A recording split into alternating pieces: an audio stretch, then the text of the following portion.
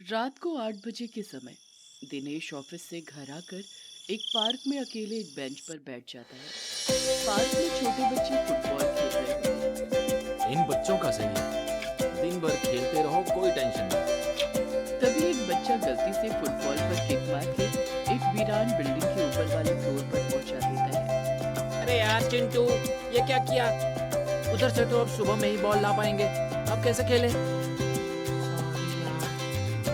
अरे ये देखो, इधर झाड़ी में मुझे ये ब्लैक कलर की फुटबॉल मिली। ये तो कोई पोटली लग रही है। चलो चलो, तब तक इससे खेलते हैं। बच्चे उस काले कपड़े की पोटली को फुटबॉल बनाकर खेलने लगते हैं। ये बच्चे खेलने का कोई ना कोई जुगाड़ ढूंढ ही लेते हैं। दिनेश को हल्की नींद आ रही है। वो कुछ देर उसी बेंच पर सो जाता है। 10 बजे दिनेश की नींद खुलती है। पार्क खाली होता है, सब जा चुके होते हैं। दिनेश के सामने वही काली पोटली पड़ी होती है जिससे बच्चे खेल रहे थे। दिनेश पोटली को हाथ में लेता है। पोटली थोड़ी सी खुल चुकी होती है। दिनेश पोटली को धीरे धीरे खोलता है और पूरा खोलते ही उसकी जोर से चीख निकल जाती है। उस पोटली के अंदर एक औरत का कटा हुआ सर होता है। ये क्या है? दिनेश को समझ नहीं आ रहा होता कि वो क्या करे। वो सहम जाता है।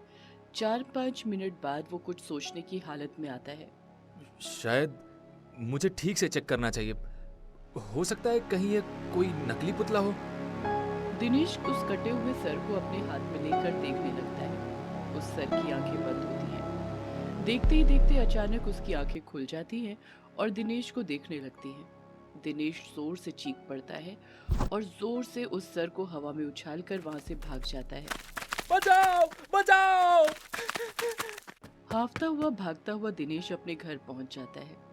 घर पर ओ साकी साकी रे साकी साकी, 4 घंटा हो गया है आज, सारा खाना बनाना है बाकी। ओ साकी साकी रे साकी साकी, 4 घंटा सो गई आज, सारा खाना बनाना है बाकी। तभी हाफता हुआ दिनेश आता है। हे भगवान, सच सच बताओ कहाँ मुंह काला करवा के आए हो जो ऐसे हाँफ रहे हो? हे भगवान, ये औरत तो जब देखो शक ही करती रहती है। तो बताओ फिर क्या हुआ? मुझे शायद वो बात नहीं करनी चाहिए। अगर इसे बता दिया तो बहुत डर जाएगी। कुछ नहीं हुआ। जाओ, मैं फ्रेश होने जा रहा हूँ। देखा, तुम नहीं बता रहे ना। आने दो, सासू माँ को अगले हफ्ते उनसे शिकायत करूंगी तुम्हारी। दिनेश फ्रेश होने चला जाता है। दिनेश बाथरूम से बाहर आता है। हॉल में अंधेरा होता है। संगीता घूंघट करके सोफे पर बैठकर टीवी देख रही होती है। टीवी पर गाना चल रहा होता है। जानू मेरी जान, मैं तेरे कुर्बान, मैं तेरा तू मेरी जाने सारा हिंदुस्तान। ओहो, आज तो रोमांटिक मूड में लग रही हो। दिनेश सोफे पर संगीता के साथ बैठ जाता है। अरे वाह, आज घूंघट कर रखा है मुझसे। पता है, मैं तुम्हारे लिए हार लेकर आया था आज। रुको, तुम्हें पहनाता हूँ। दिनेश संगीता को हार पहनाने लगता है, पर जैसे वो हार पहनाने के लिए घूंघट हटाता है, अंदर कोई सर ही नहीं होता। वो एक बिना सर का धड़ होता है। बचाओ बचाओ! अचानक उस बिना सर के धड़ से आवाज आने लगती है। मेरा सर कहाँ है? मेरा सर कहाँ है? दिनेश भागता हुआ अपने रूम में जाता है। रूम में वो देखता है कि असली संगीता हवा में बेहोश होकर उड़ रही होती है और एक चाकू उसकी गर्दन के आसपास डोल रहा होता है। संगीता! मेरा सर वापस ला, वरना मैं इसका सर काट कर लगा लूंगी। नहीं, मेरी पत्नी को छोड़ दो। तुम क्या चाहती हो मुझसे? मैं एक घर में नौकरानी का काम करती थी। एक दिन उस घर के मालिक ने मेरे साथ जबरदस्ती की। जब मैंने कहा कि मैं पुलिस को बता दूंगी, तो उस घर के लोगों ने मेरा गला काटकर मुझे मार डाला। अब वो बहुत दूर चले गए हैं। मुझे उनसे बदला लेना है। बिना सर के मैं इतनी दूर नहीं जा सकती। मुझे मेरा सर ढूंढ कर ला। मैं जाता हूँ, अभी जाता हूँ। मेरी वाइफ को कुछ मत करना। दिनेश दौड़ता हुआ उसी पार्क के पास वापस वो सर ढूंढने जाता है। उसे वो सर कहीं आसपास नहीं मिल रहा होता। हे भगवान, वो सर नहीं मिला तो मेरी संगीता का गला काट देगी वो भूतनी। दिनेश को याद आता है जब उसने सर हाथ से फेंका था तब पानी की आवाज आई थी। शायद इस पास के तालाब में मैंने वो सर फेंक दिया। हाँ। दिनेश झट से पानी में कूदता है और तालाब के नीचे हर जगह ढूंढता है। कुछ दूरी पर उसे आखिरकार वो कटा हुआ सर मिल जाता है।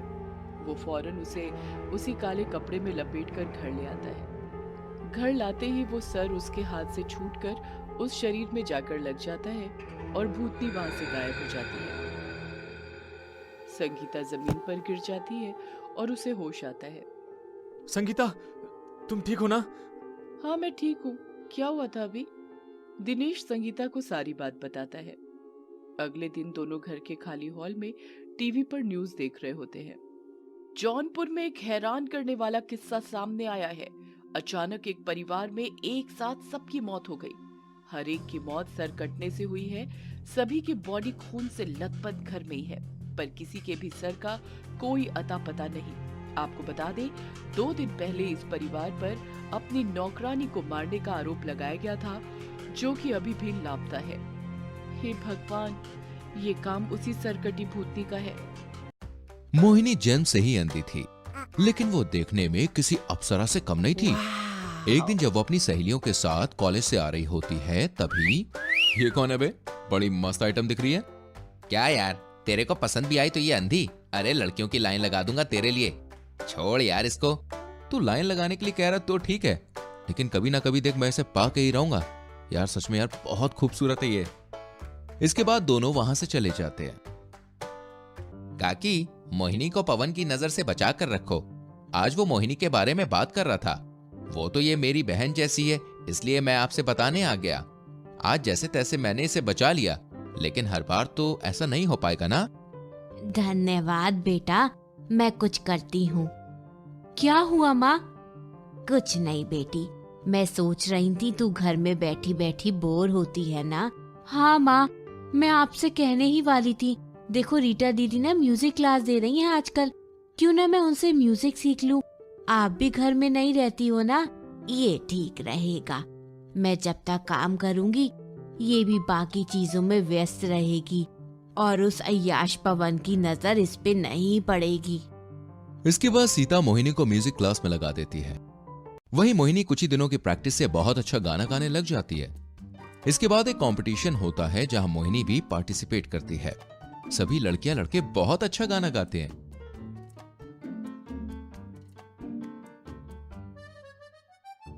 वहीं मोहिनी का गाना सुनकर मानो सभी मंत्र मुग्ध हो जाते हैं। उसकी आवाज में मानो कोई जादू था, जिससे वो कंपटीशन जीत जाती है। अरे रीटा, वो लड़की कौन है?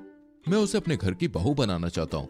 सच में बहुत सुंदर है और उसकी आवाज का तो मानो मैं कायल हो गया हूँ। लेकिन आपका बेटा तो अय्याश है, उससे कौन शादी करने के लिए मानेगा? तभी चौधरी रीटा को नोट की गड्डी थमा देता है। आपका काम हो जाएगा। इसके बाद रीटा सीता को जैसे तैसे मनाकर मोहिनी की शादी चौधरी के बेटे पवन से करवा देती है। वहीं सुहाग रात की रात मोहिनी देर तक पवन का इंतजार करती है, लेकिन वो नहीं आता। वहीं मुलायम बिस्तर की आदत ना होने के कारण उसे बिल्कुल भी नींद नहीं आ रही थी, जिस कारण वो जमीन पर बिस्तर लगाकर सो जाती है। और आधी रात में पवन एक लड़की के साथ कमरे में आता है। बेबी, आज अपनी शादी के दिन तो तुम्हें अपनी बीवी के साथ होना चाहिए ना। अरे मुझे वो बिल्कुल भी नहीं पसंद है, और तुम मेरी बीवी से कम हो क्या? ऐसा कहकर पवन जीना को अपनी तरफ खींच लेता है और दोनों एक दूसरे में खो जाते हैं। कौन है हमारे कमरे में? मैं हूँ, तुम सो जाओ, मेरी तबीयत ठीक नहीं है। इसके बाद पवन जीना के साथ बेड पर सो जाता है। वहीं अगली सुबह बिस्तर ठीक करते समय मोहिनी को बिस्तर पर पायल मिलती है। ये क्या है? किसका है ये? मालकिन, अब इसकी आदत डाल लो। इस बिस्तर पर हमेशा कुछ न कुछ मिलता ही रहेगा। पवन बाबू का कमरा है ये। तभी पवन वहां आ जाता है और मोहिनी को देखकर वो बिल्कुल दंग रह जाता है। अरे ये तो वही अंधी लड़की है। शिट यार, कल रात को मैं घूंघट में इसका चेहरा नहीं देख पाया। खैर कोई ना, अब ये मुझसे बच नहीं पाएगी। इसके बाद पवन कमरे में जाकर मोहिनी से जबरदस्ती करने लगता है। मोहिनी बहुत रोती है, लेकिन वो उसकी एक नहीं सुनता। आज मेरे मन की इच्छा पूरी हुई। इसके बाद पवन वहां से चला जाता है। वहीं वो दिन रात बाहर रहता है और खूब अय्याशी करता है। अपने माता पिता की कभी भी नहीं सुनता, जिसके कारण उसके पिता अपनी सारी जायदाद मोहिनी के नाम कर देते हैं।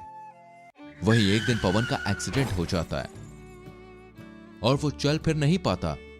तभी मोहिनी अंधे होने के बावजूद दिन रात पवन की सेवा करती है और उसके ठीक होने के बाद, मुझे माफ कर दो मोहिनी, तुम मेरी कितनी फिक्र करती हो और मैंने तुम्हारे साथ कितना गलत किया।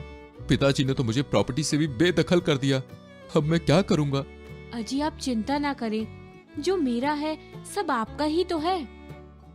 इसके बाद पवन सुधर जाता है और अपने काम पर ध्यान देने लगता है और मोहिनी से खूब प्यार करता है। वहीं कुछ ही दिनों बाद मोहिनी गर्भवती हो जाती है। इसी के साथ मोहिनी के जीवन का दुख खत्म हो जाता है और उसे उसके हिस्से की सारी खुशियां मिल जाती हैं।